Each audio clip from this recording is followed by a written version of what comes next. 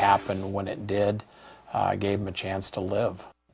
Shockwaves and thankfulness throughout the Boise area tonight as news of a fiery plane crash involving a Boise family spreads.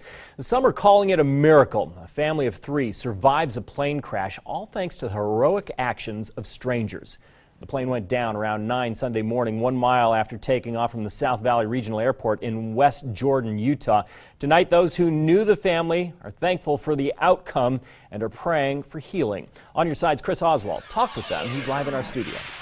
Roland Steve Sedlicek, his wife and daughter, were returning back to Boise after visiting an elderly family member when their plane went down. Now those who knew the family are expressing gratitude to the 3 people who rushed to the wreckage. Great blessings for this. I mean, for that to happen where it did with that sort of help, when you think about all the uninhabited miles that they're going to cover between Salt Lake and Boise, for it to happen when it did, gave them a chance to live. Looking at the rubble, Dave Fisher is surprised and grateful. His friend Steve Sedlicek and his family survived this plane crash. Good things happen to good people, and hopefully they'll pull through this. Dave worked with Steve at Republic Service for several years. He described Steve as a family man, a man who would do anything for anyone. You never find someone that could be nicer or gentler and more thoughtful than Steve and his wife. Steve, his wife Kathleen, and his recently married daughter Anna had just taken off from a Salt Lake City area airport when a single-engine plane went down in a soccer field. I saw the plane take off, and I knew he was in trouble right away because he just wasn't gaining altitude. Staff Sergeant Robert Kelly was one of the first people to arrive at the crash.